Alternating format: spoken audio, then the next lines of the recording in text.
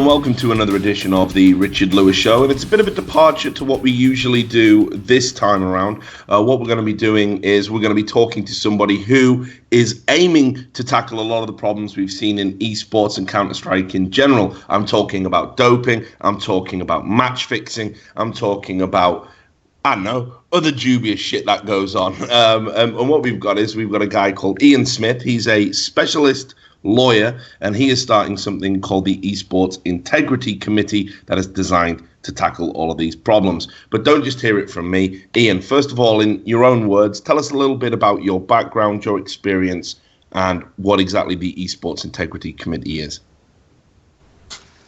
Hi, Richard. Right, chaps, my name is Ian Smith, as Richard said. My background is law. I'm a lawyer based in the UK.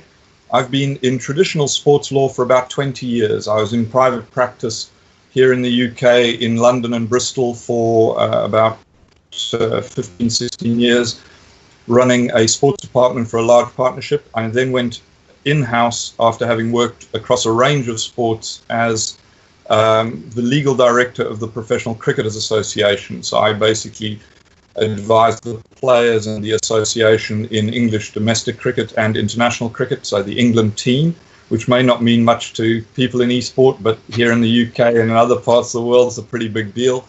And in that capacity, I had to develop a level of expertise in sporting integrity issues because they come up from time to time. So the 3 o'clock in the morning phone call that sort of I've been arrested for drunk driving, or I've assaulted a bouncer in a nightclub, through to I failed a drugs test, and then more latterly, from about 99, 2000, the ones that I dreaded the most, but have given me the most interesting experience, were I've been accused of match fixing. And that goes back to some scandals that we had in cricket back in 99, 2000 with a chap called Hansi Cronje, who was captain of the South African team at the time. And we found in cricket broadly that we really didn't have the tools to deal with that. So we had allegations that were made by law enforcement and media, and the rules we had covering this literally took up about 5 lines, and they said something along the lines of, don't bring the game into disrepute. And over period from that day through to the scandals in England in 2010 and others that have evolved since, we've had to develop in cricket an expertise in dealing with match fixing. And that's something that I was then asked in the autumn of last year to bring to Esport, and that's how we got to where we are. Okay, well, we had the pleasure of having a sit down and a few beers in Columbus at the major, and I don't want to reveal any details of that conversation just in case I'm breaching confidentiality or anything like that. But one of the things we did talk about at length was the current match fixing problem within Counter-Strike, and that there had been several examples of players basically taking inducements or rigging outcomes of games for financial rewards, typically in the form of skins and skins betting. Now, one of the problems we've kind of had is that very much like cricket, there weren't a lot of rules about it at the time a lot of these things happened. And while I think it's still going on, I don't think it's going on at the highest level anymore, because after the iBuyPower ban, the top players that got banned from that, they kind of act as like the poster boys of don't fuck up because they received life bans. So do you have a handle on how wide scale you think the problem is? Do you think it's still going on? Do you have any data to substantiate the idea that this might still be a very big problem eating away at the heart of Counter-Strike? Yes, I mean, I wouldn't focus entirely on Counter-Strike, although of course that is what I happen to have looked at in the most detail. So we've got public cases that everybody knows about in StarCraft 2 and the iBuyPower case and a lot of allegations across Twitter and Reddit and all of these things about various matches. We've also got a very checkered history of markets being closed down in either the skins markets or the traditional betting markets because suspicious betting has grown to such an extent that the bookmaker, including the lounges, the skins markets, can't sustain the bet anymore because they know it's rigged. So without going into the details of specific cases, we have done a significant study into match fixing across the 2015 esports market.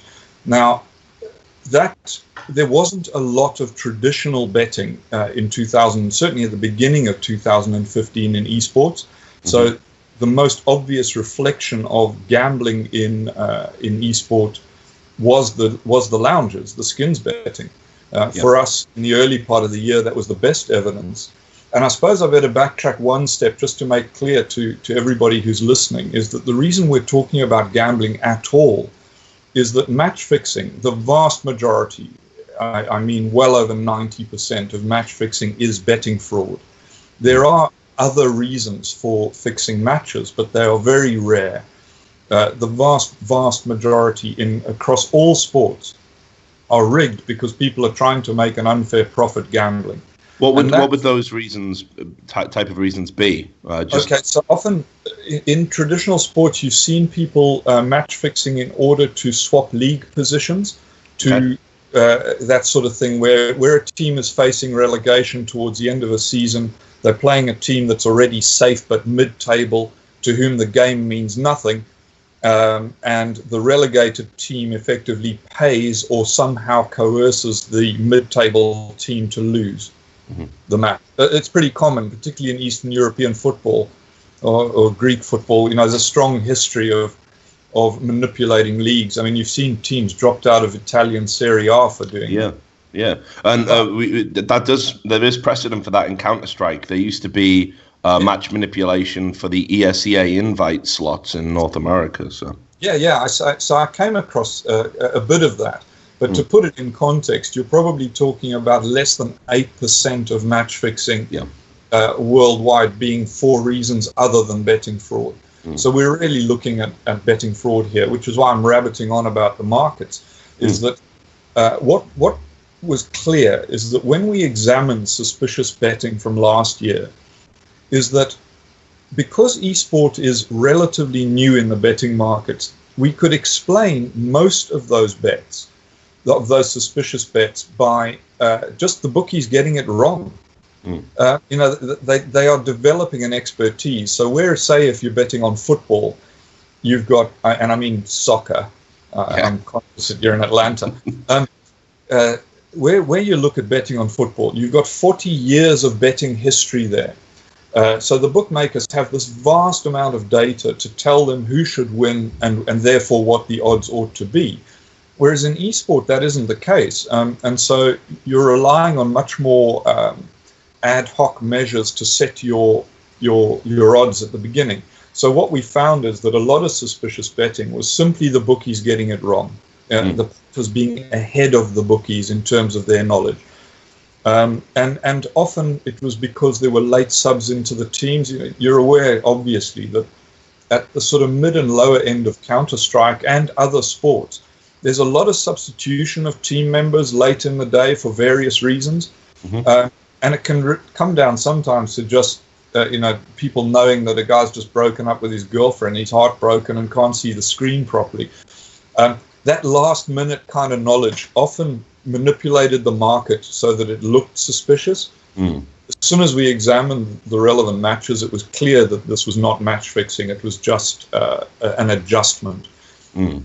But what we did find was out of, let's talk in percentages then, that probably about, I must make sure I get this right, about 5% of the suspicious matches. So you're talking, of all the matches, you probably only got 1% or less that are suspicious. Bet. Of that 1%, about 5% were games that we thought were probably fixed. But we couldn't be certain. It wouldn't be a thing that you put in front of a court of law. Right. And then about 2% were, in my view, definitely fixed. Right. So if you extrapolate that across, there's two relevant things. Extrapolate it across the whole of the esports market, you're looking at 2% or more, because our information is incomplete, and last year's data was good.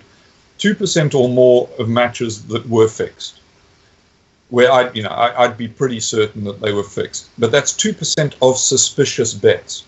So in terms of the number of matches, that's a very small percentage, very small, like 0.0 something % of all matches that were played were fixed.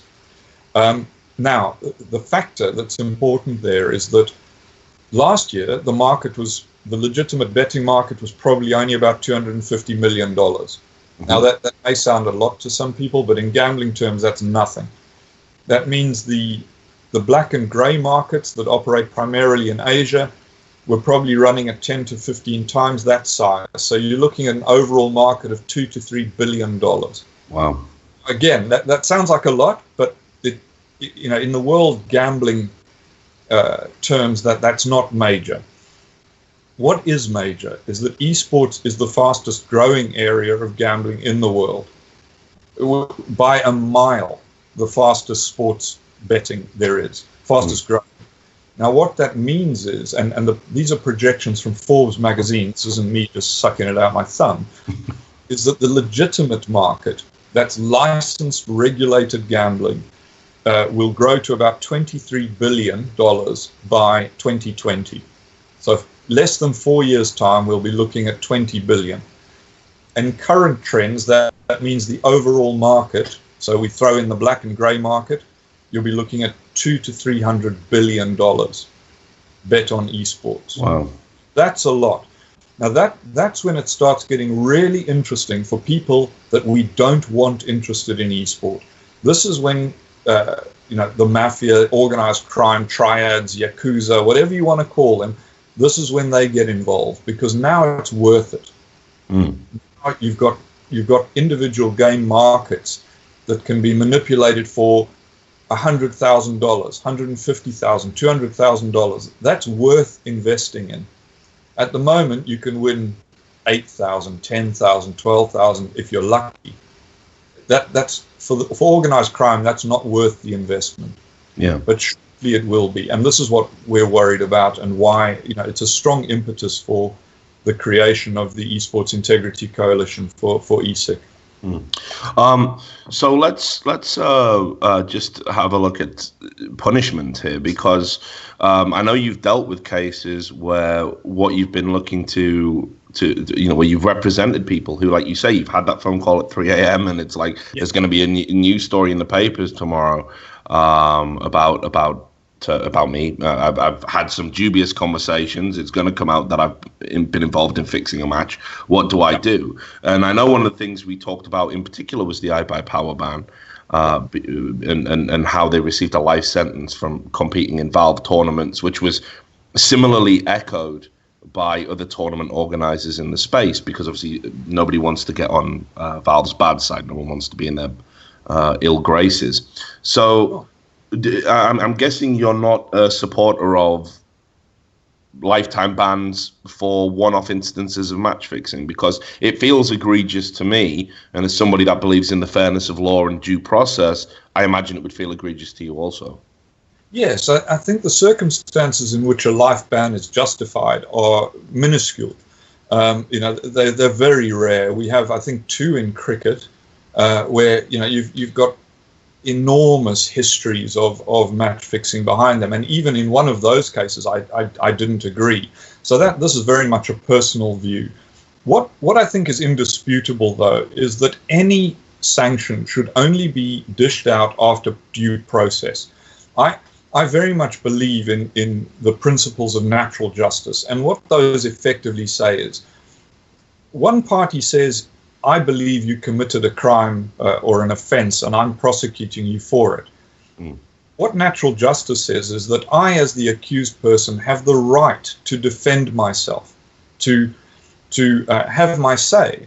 In other words, somebody can't just make up any sanction, and doesn't matter how compelling the evidence is. I could have been witnessed by, look at O.J. Simpson and cases like this. You could be witnessed by thousands and millions of people on television doing something wrong, but you're still entitled to defend yourself. And if you don't like the outcome of that first defense, you should be entitled to appeal. So my problem in principle is really with procedure here, because I couldn't, I don't know enough about the iBuyPower case to say X sanction is appropriate in this case. But what I do know about all cases is that one side prosecutes, one side defends, and somebody independent makes a decision. That's natural justice. If you don't like the decision, you should have the right to appeal. And so that's what I'm about. So I'm not on any personal crusade. Although I would say, and this is something I'll simply add in, is that I have been approached by the iBuyPower players council with an offer for them to participate in education sessions, make a video for me. In other words, rehabilitate themselves, show remorse, and help. Now, of course, I'm going to take that offer up because that's fantastic for me from an educational point of view for ESIC. So, that has happened. So I'm happy to say that about the iBuyPower case. I'm afraid, other than that, I can't comment on that specific case. So yeah, absolutely. But talking in generalities, then, yeah. I think one of the things we've never had in esports is kind of this universal structured approach to penalizing people. It's always been at the discretion of one league, one tournament, one games developer, and indeed we've seen over in League of Legends where Riot Games kind of run some North Korean style totalitarian approach to punishment. Basically, what they say goes. There is no appeal. There is no independent body that even reviews the processes involved, let alone would oversee any appeals process.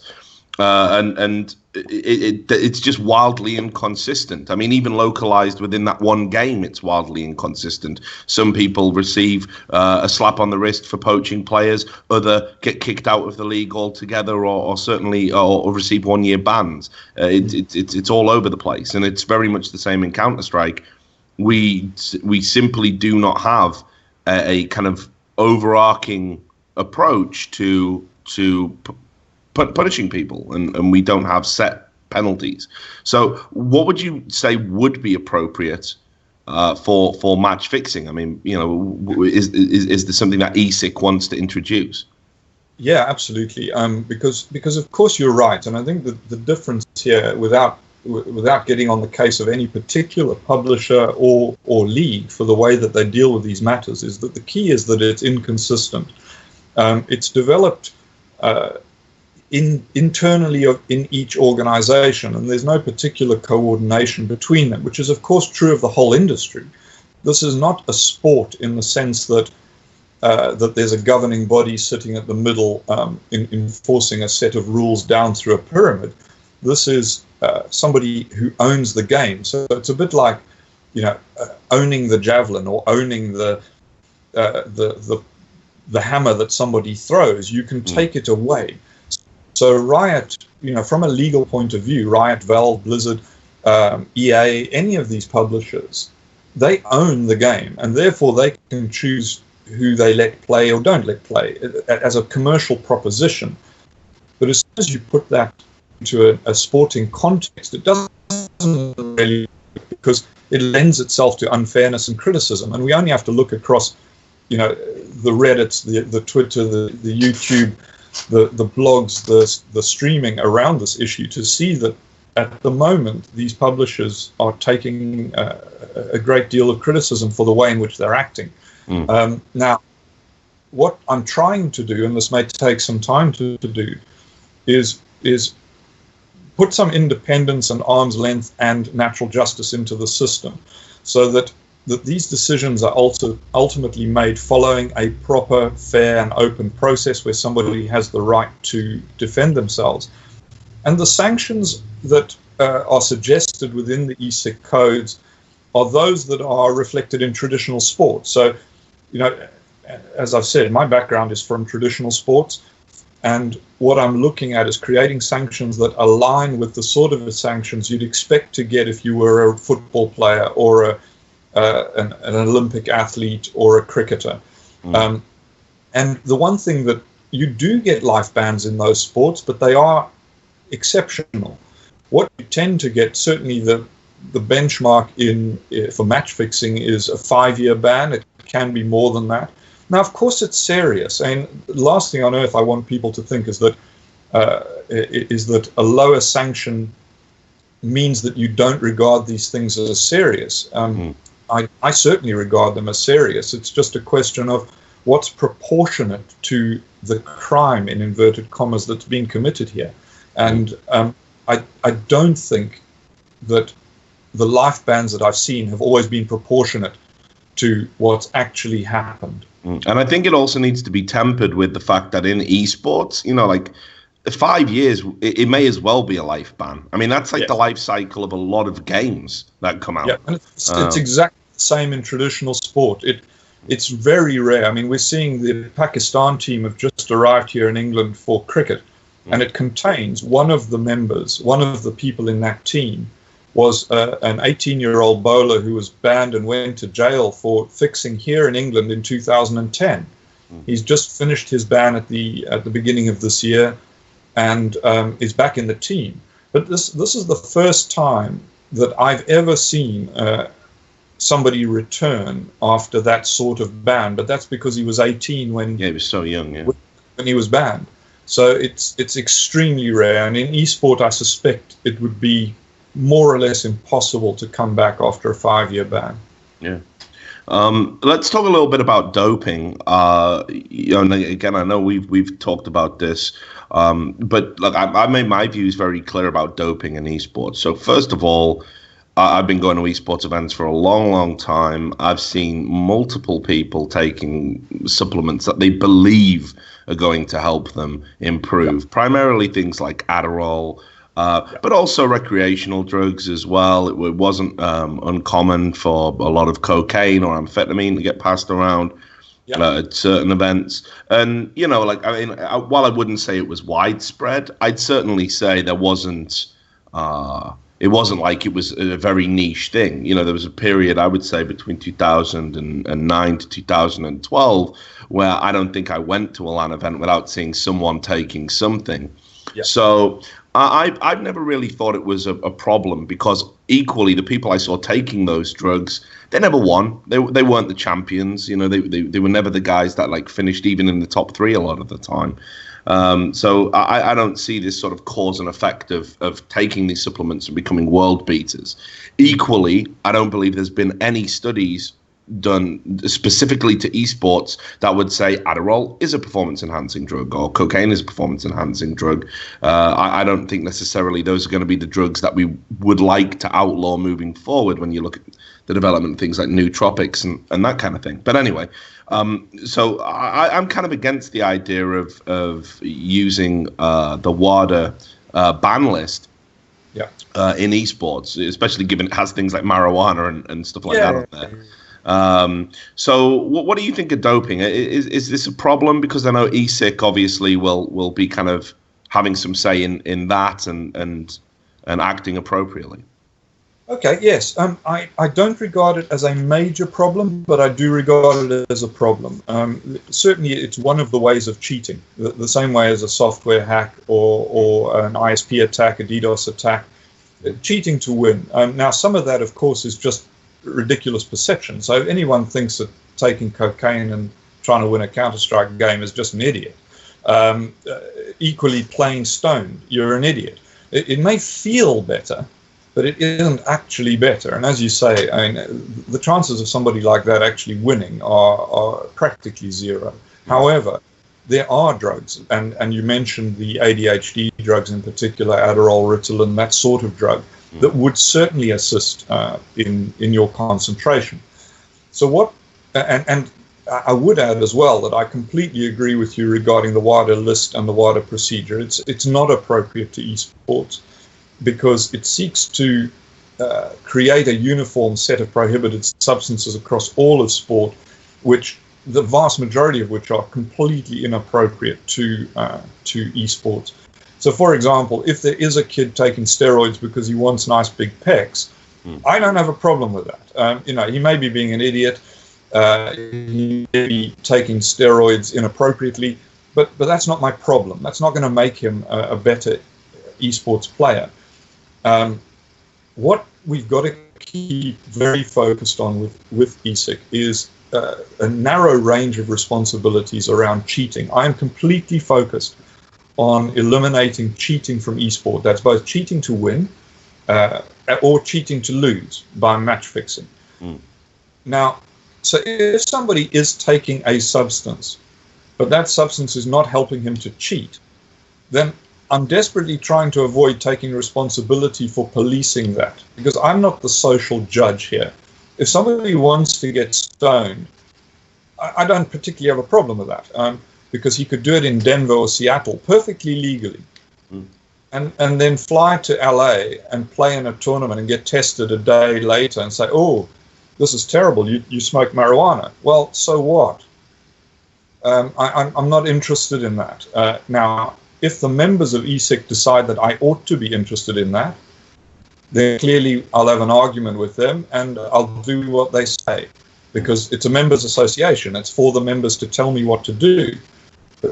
My strong advice is that the anti-doping policy is appropriate to esport. It is esport specific, and the prohibited list has been drawn up by medical experts with the specific mandate of looking at esports players, not at javelin throwers or 100-meter athletes or marathon runners or powerlifters or swimmers. It's looking at, or cyclists, it's looking at how would you cheat? That was my question to them.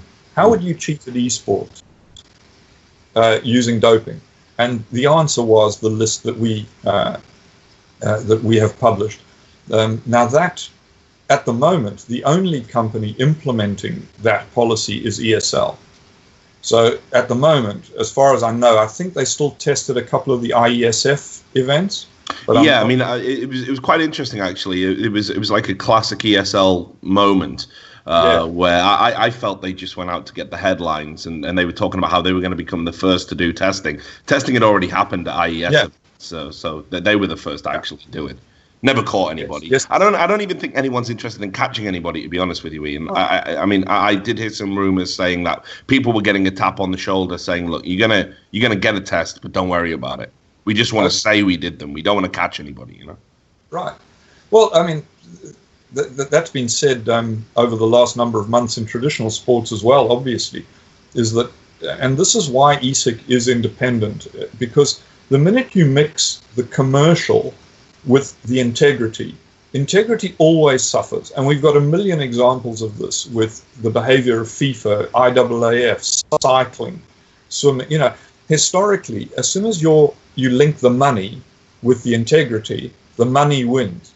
And this is why ESIC will not license anything, won't hold tournaments, won't commercialize, won't be sponsored.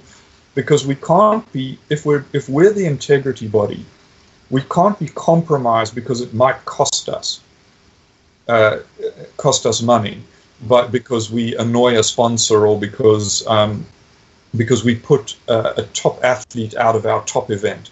So if we were the promoter of the international and it turned out that the two best doper sides in the world couldn't come because we'd just brought a match fixing or a doping case against them, we'd be shooting ourselves in the foot. So we've removed ourselves from that problem by being a not-for-profit members association with no commercial operation. So doping, of course, I would be encouraging the tournament organizer members of ESIC to be testing, but I wouldn't be spending the bulk of my budget on it. I would simply be doing this as a deterrent, and I'd be focused on educating the players. Because I think a great deal of this abuse, bear in mind that there's clearly people taking Adderall and Ritalin as an example, perfectly legitimately. And so we will operate what's called a therapeutic use exemption policy, where if the guys turn up with the medical evidence and their prescription, then of course they're allowed to take the stuff. I'm not going to start interfering in someone's medical needs. That would be ridiculous. But of course I would take action if somebody was taking Adderall to give themselves an edge over their opponents, because that's cheating. And we've got to stay focused on what we're about. We're about stopping cheating.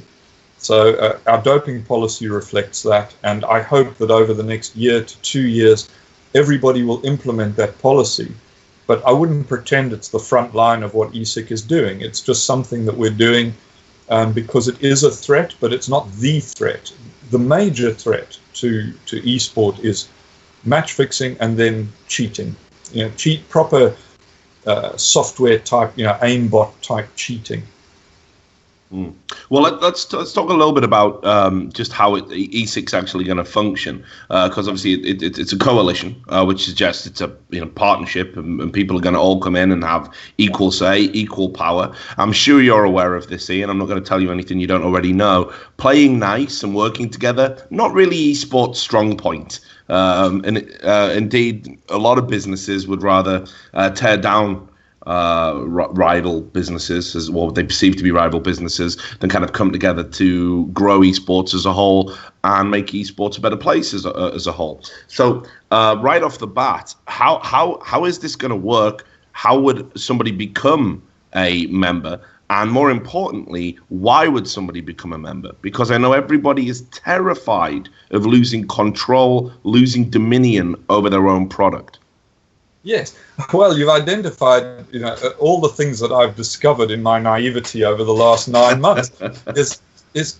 So I, like an idiot, completely assumed that the problem that I had identified and the solution that I had identified was entirely obvious to everybody, which just shows what an idiot I am. But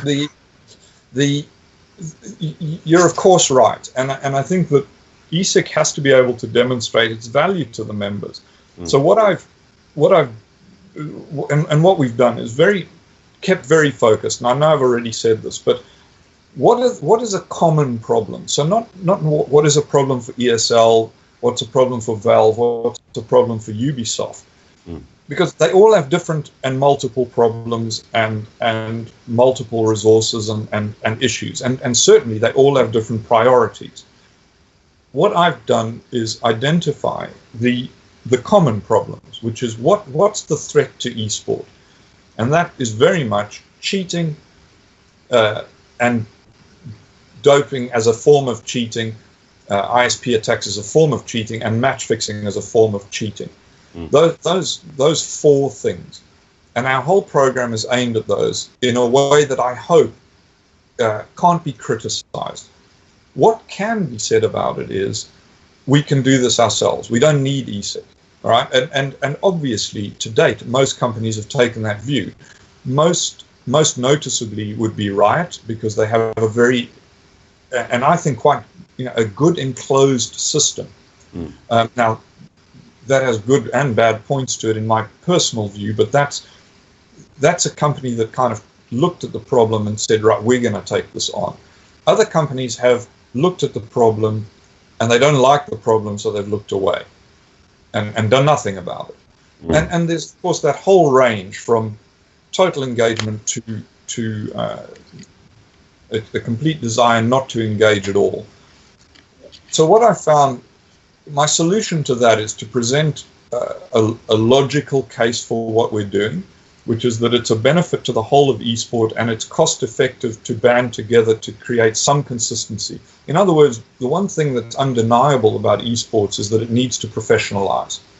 It's had this massive range of operators from the very top to the bottom, incredibly Mickey Mouse, poorly run issues through to, the international or the Dota majors, the Counter-Strike majors, wonderful events, tens of thousands of people, brilliantly run, top-end events with millions of online views.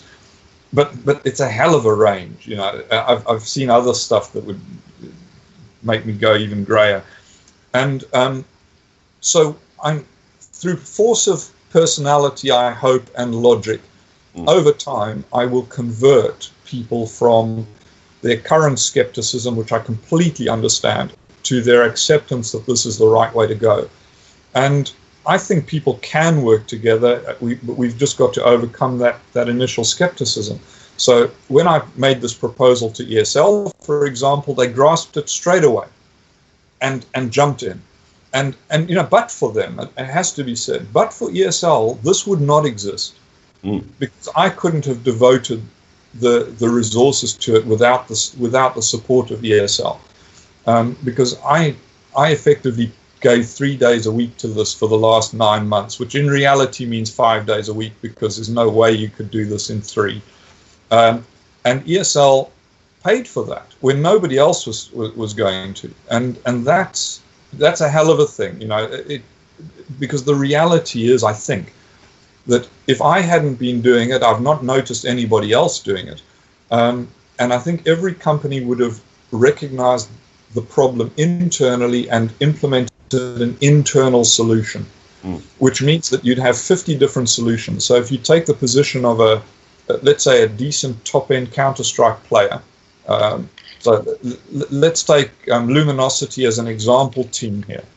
They play in ECS, they play in E-League, they play in the Pro League, they play in the majors, they play in other tournaments from time to time. Now imagine if in every one of those tournaments there was either no rules or a different set of rules that applied, different procedures, different ways of implementing it, different levels of natural justice. That's just chaos. It doesn't go anywhere. And the most important element of that is that, as far as I could tell, there was nobody proactively looking for this. So what you had was exposures of match-fixing cases, for example, by people like you, the media, law enforcement. If you look at the Korean cases, they weren't looking for match-fixing in StarCraft 2. They were looking at illegal betting syndicates.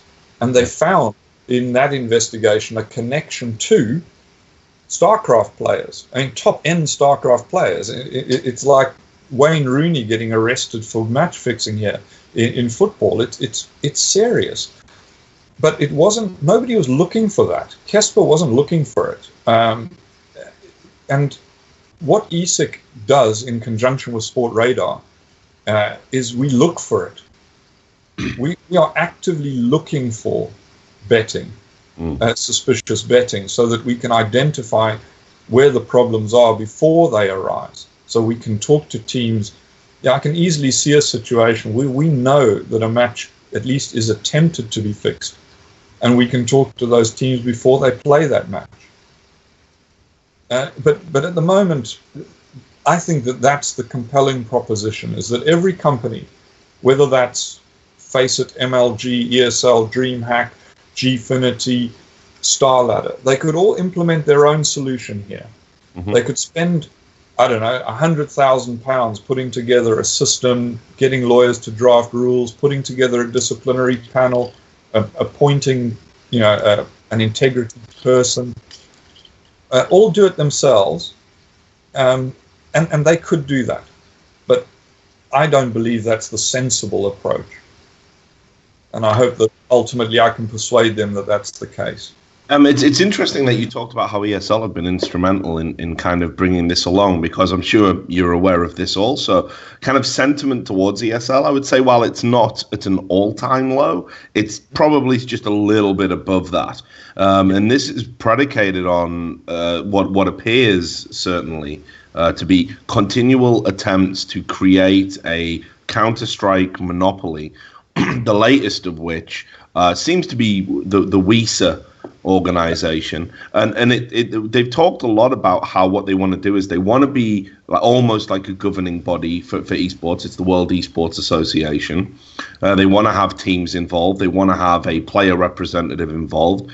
But what it also seems to do is it seems to exclude people from joining. They very publicly said in their initial press offensive that certain that they weren't going to invite other members to the table, that they didn't feel there was enough room for other tournament organizers. Now, that seems to fly contrary to ESIC's mandate. So I'm intrigued, first of all, what you make of WISA, whether ESIC is something that would be folded into WISA, and just in general, why you think ESL would fund something like this, which is for everybody, while also running their business contrary to that goal. I think there are two separate issues there. The tournament sanctioned by WESA is the ESL Pro League, which is already covered by ESIC. So to that extent, whatever the WESA teams play in their sanctioned tournament is already under the ESIC banner. Okay. Now, there is a contradiction between what was said about about WESA and ESIC in terms of its availability to others. Now, I obviously can't speak for ESL in terms of their position with WESA, but what they initially said to me when I did a threat assessment and I proposed a solution, which was ESIC, and said that the only way that this is going to work properly is for other parties to be involved.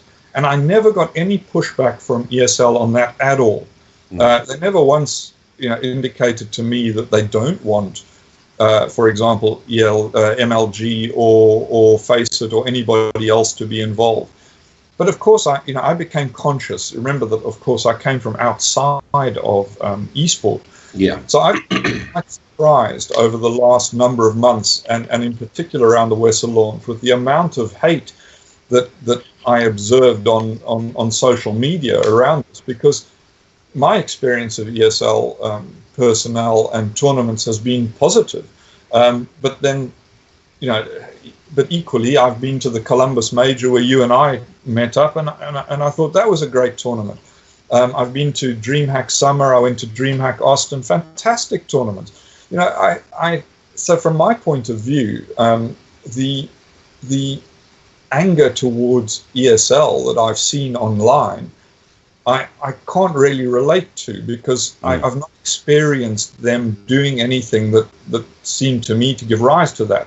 So, but I get the WESA thing, I get the fact that people feel excluded by this. And so I'd be at pains to distinguish ESIC from that. We're not related to WESA, and neither have ESL tried to in any way related to us. ESIC is for everybody, but we'd have to, there's no way of denying, and neither would I want to, ESL's central role in creating and funding this, because as I say, it wouldn't have happened without them. So I think there has to be some balance in the community's reaction to this, in as much as, they are doing a good thing here. I can't really comment on the bad things that they're doing, because it involves comment from people who are immersed in an esport world for years and years and years, and clearly know a lot more than me and have a long history. I don't have that history. I have the overview, and my overview with coming from the outside is that ESL, in terms of ESIC, have been nothing but helpful. I'm very conscious of time. I think we've got you for another 15 minutes. So here's what I want to do. I want to just get talking some generalities about gambling in general. Then we're going to talk about ESIC, obviously, what the launch, transparency, that kind of thing. So I'd also like to talk about player associations at some point. So let's squeeze that in. Right. Well, okay. So tell you what, I think that's a good follow-on then. Let's do that now. So obviously, WESA has said they want to get a player representative involved. I think that's bullshit in terms of, I don't think it's going to achieve the goal of what a genuine independent player union would.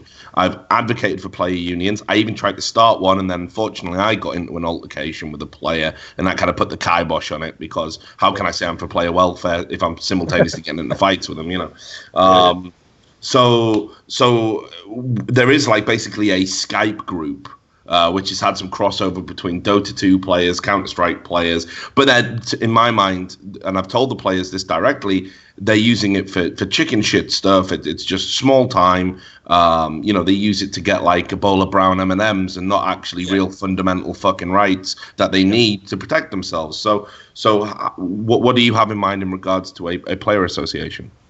I think a player association is 100% necessary, and I have I have two interests in this. Firstly, my entire professional life has been spent in athlete representation, so I believe in it 100%.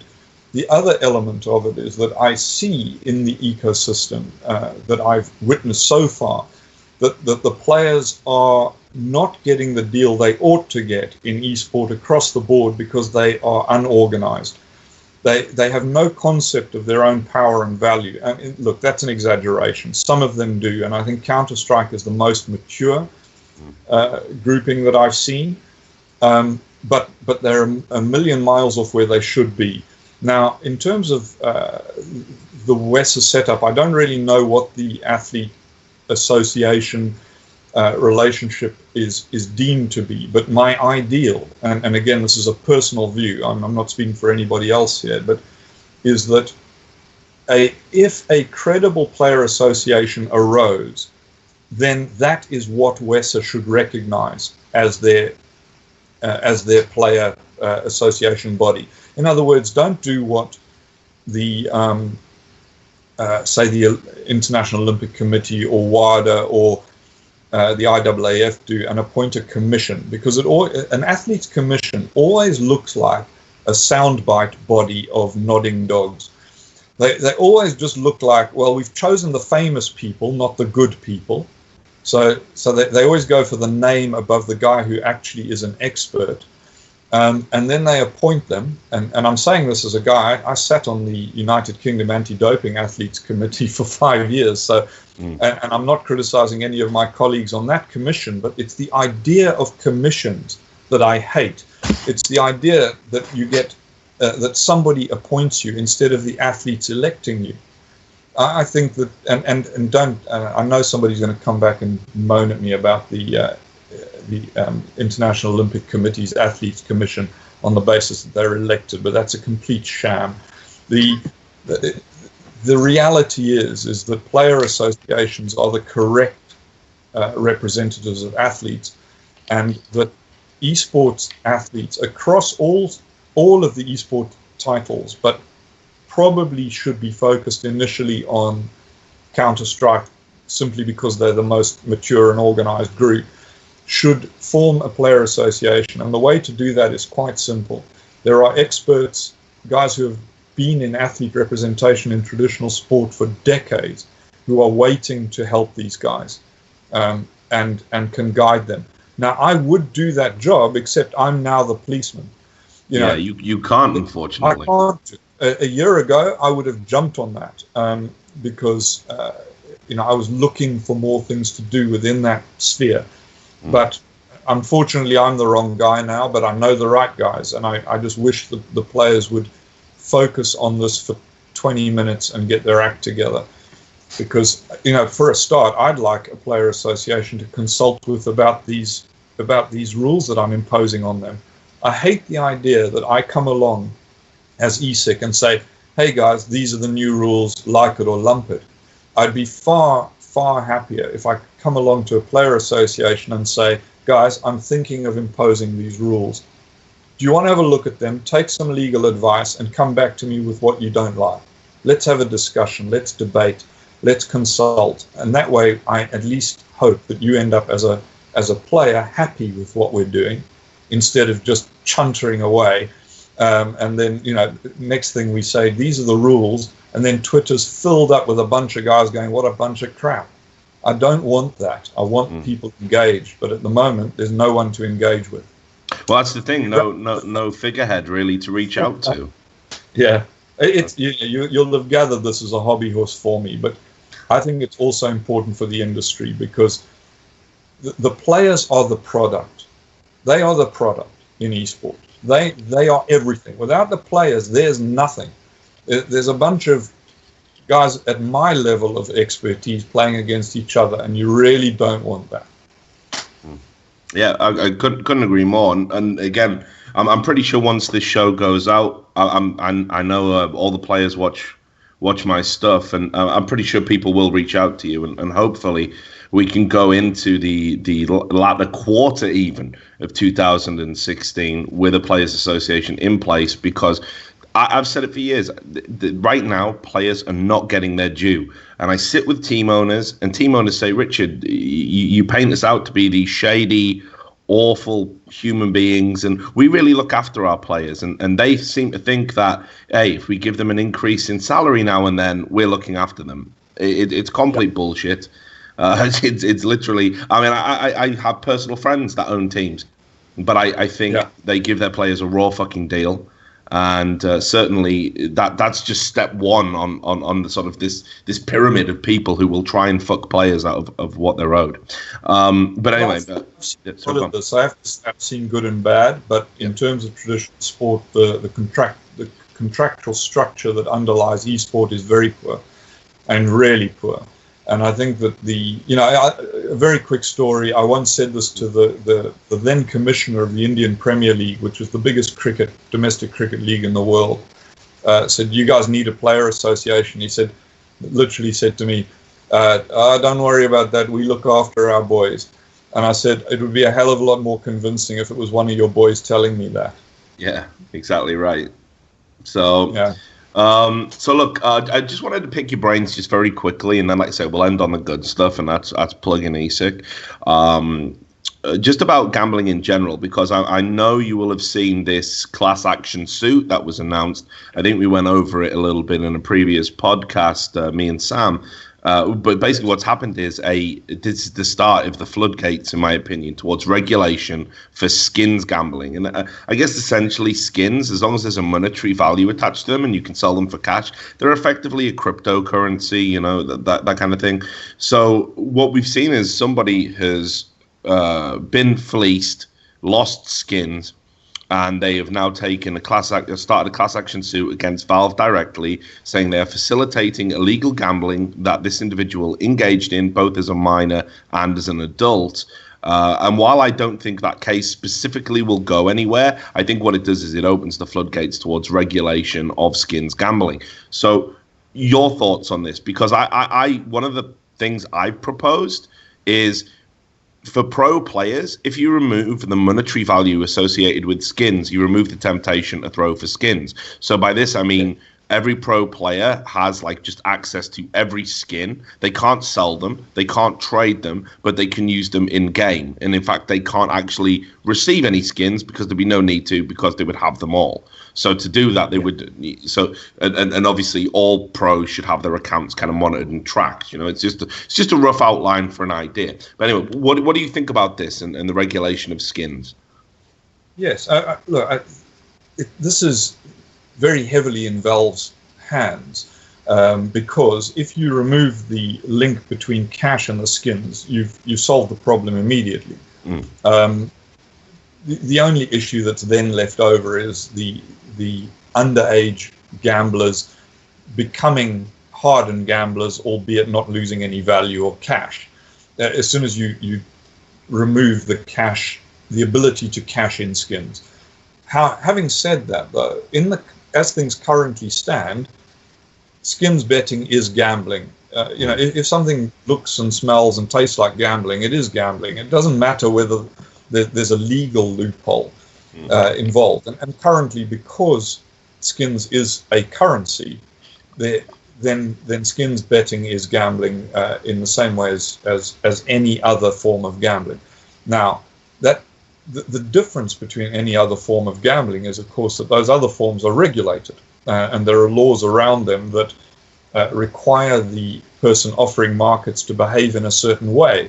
And one of the blindingly obvious things that all of them have to do is a proper age verification and a know your customer check, which is pretty rigorous, which just doesn't exist in skins gambling. So I'm against the current system of skins gambling very strongly for both legal and moral reasons. I think that it's indefensible as things currently stand, but there are a number of solutions available, both from the Valve side and from the lounge side, that they ought to be exploring, because the absolute certainty is that regulation is coming.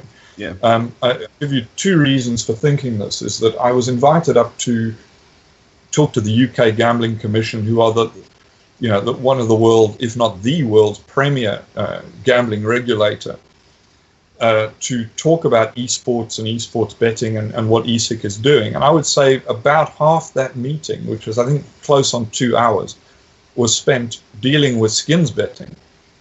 This is just in terms of education and information sharing about skins betting. So that's how interested they are. And on the other side, I've been in contact with the Nevada Gambling Commission, which of course is the equivalent, and the god of regulators in North America, on exactly the same issue. So this is getting very high level regulatory attention, and I think it's a matter of weeks and months rather than years before either a state or federal attorney general or Nevada Gaming Commission or UK Gambling Commission or somebody has a big fat look at this. Yeah. And I know that if they look at it as it currently stands, it's going to come out badly. Any chance that it could be stamped out, that Valve might wake up one day and go, this is a big headache, we don't want to deal with this, so we're actually going to just, I don't know, like do something that would effectively tank their own market, remove the monetary value associated with skins? I honestly don't know. I can't talk for Valve. I can see that there's value in these things, and so it's not a simple question by any means for Valve. So I have no idea what they're thinking, and I wouldn't begin to talk for them. Okay, well, again, like I say, I know you've got a dash off, so let's do the good stuff at the end. So the Esports Integrity Coalition, I think I called it committee at the start. That's what happens when you don't have a cup of coffee. I apologize about that. But we just muddle through on this show, really. So one of the things I've been super impressed about is obviously your transparency. You gave me a copy of all of your bylaws and everything else, which is something Weezer didn't do when he got criticized for. And I've had to read through them. I imagine that's all going to be public, and you're going to make a formal announcement very soon. So when will that be? What form will that take? And how can people who are watching this show learn more about ESIC? Okay, so we will have a formal public launch 10:30 a.m. on Tuesday the 5th of July at Lord's Cricket Ground, for those of you who don't know cricket. Yes, I thought I'd go back to history on that one. And it's a great venue. It's a great setting. Yeah, and it's the 6th anniversary of the Pakistani match fixing case on the pitch that will be behind me while I make this announcement. Awesome. So it works on a number of levels, and the website will go live at the same time, and everything is on the website. We're aiming, as you said, to be as transparent as is humanly possible. Everything that I can put up will be up. I think the only area where I would ask stakeholders to respect confidentiality is in discussion around any investigations and ongoing cases. But the rest, our articles of association, our rules, our finances, our structure, anything that you care to be concerned about with ESIC will be transparent. I have no desire to hide anything. And to that extent, if it ain't on the website, it probably doesn't exist. And I want to be open and in touch with the community as much as is humanly possible. After the launch, I'll be flying straight to Cologne for ESL1 because I've got team and player education sessions to be doing with the guys who missed out on the sessions at Katowice back in March. So I'm sad to say I won't be seeing you there. I actually turned the major down because I'm so exhausted from the E-League work I've been doing, and I've just set up in this new apartment. I had to build furniture and all that other bullshit. So I'm just too tired to even think about work right now. So sorry, I won't be there to join you. I'm doing weekends of actually watching Counter-Strike because my knowledge of it is Sunday League at best. My sons are coming over for their first tournament. I'm going to sit and watch Counter-Strike with them, and I'm really looking forward to it. Well, I'm glad to hear it. So just to wrap up the show, Ian, I got to say, since meeting you at Columbus, I will totally advocate for you. You're a great guy, very experienced, a mighty intellect, exactly the kind of person I want coming into esports from the mainstream sporting world, rather than some of the nefarious people you alluded to earlier.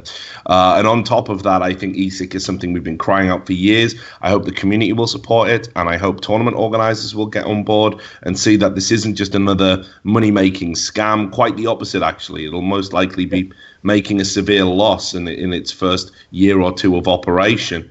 And as you said, it's not for profit anyway. So hopefully people can see it for what it is, and that it's going to be a positive force in our industry.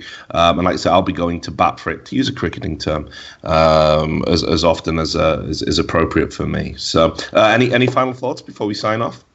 No, I'm very grateful for your time, and I'm really looking forward to Tuesday. I'm a bit nervous. I think that the the sort of legal / integrity traditional sports guys who are going to be at the launch will get this completely. And I think that some of the esports cover is going to be challenging. I'm nervous because I think people are highly suspicious, probably rightly, of people coming in from outside esport into esport. I get that completely. I sympathize with them. I just hope that they give me a chance. I'm absolutely sure they will, and like I say, there's people like me who'll vouch for you. And look, as I said, I'm sure you've come across incredibly well just in this brief talk. People can see you're a genuine and down-to-earth guy. So anyway, I will let you go and do what you need to do. Obviously, thanks to everyone for watching the Richard Lewis Show. We're going to be back. We've got some interesting guests coming up in the future where we're going to talk even more about the gambling legislature that's coming in. We talked to Rahul Sood from Unicorn. He's going to be coming on the show. So make sure you keep watching, and thanks a lot for your time today, Ian. Thanks a lot to Sam for producing the show. And of course, thanks a lot to all the viewers out there. We'll see you next time on the Richard Lewis Show. Peace.